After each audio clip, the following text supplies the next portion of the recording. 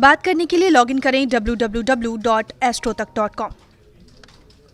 कि आपकी उम्र 35 साल, 37 साल, 40 साल, 42 साल हो गई हो, शादी नहीं हो पा रही हो, या आपकी शादी होकर के ब्रेक हो गई हो, आप दूसरे विवाह के लिए प्रयास कर रहे हो या कर रही हो, तो क्या उपाय करना चाहिए सावन में जिससे इनका विवाह भी शीघ्र हो जाए? उसके लिए एक पुस्तक आती है, उसका नाम है पार्वती मंगल।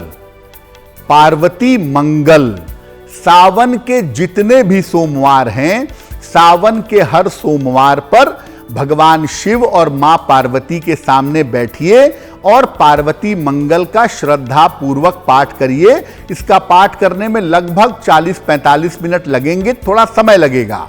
तो इत्मीनान से बैठ करके सावन के हर सोमवार को सुबह के समय या शाम के समय स्नान वगैरह करके उनके सामने बैठिए और पार्वती मंगल का प्रेम से पाठ करिए और प्रार्थना करिए कि आपका विवाह जल्दी हो जाए।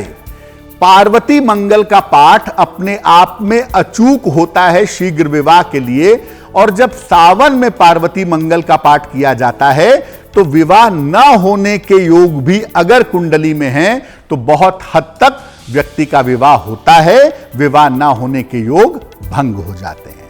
अगर हम वर्तमान काल के हिसाब से देखें तो लगभग 21 वर्ष को विवाह योग्य उम्र हम कह सकते हैं, और मोटे तौर पे 25-26 साल तक विवाह हो जाए तो इसको हम शीघ्र विवाह कहेंगे आज के समय में। लेकिन जब 27-28 से ऊपर उम्र चली जाती है तो इसको हम विलंब से विवाह कहते हैं, चाहे वो 28 हो, चाहे वो 30 हो, चाहे वो 32 हो। ये बाधाएं आती कब हैं?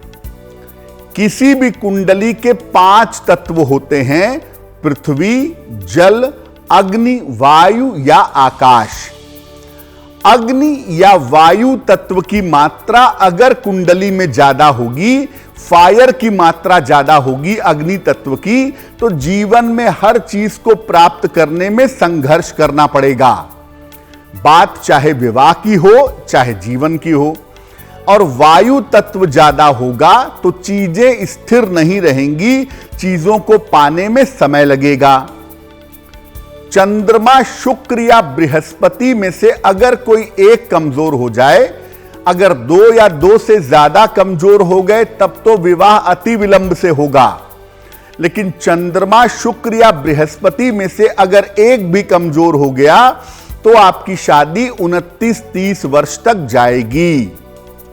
मंगल दोष अगर कुंडली में है या ग्रहण योग कुंडली में है, यानी सूर्य राहु का या चंद्र राहु का, तो सामान्यतः इसके वजह से भी विवाह में विलंब होता है।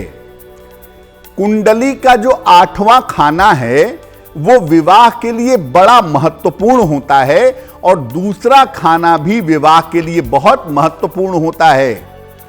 अष्टम भाव में या द्वितीय भाव में अगर पाप ग्रह बैठे हों तो भी विवाह में विलंब होता है। सप्तम भाव या सप्तमेश की स्थिति अगर पापक क्रांत हो, यानी पाप ग्रहों से प्रभावित हो, तो भी विवाह विलंब से होता है।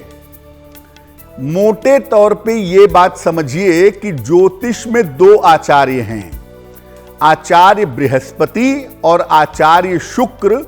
दोनों को गुरु माना जाता है।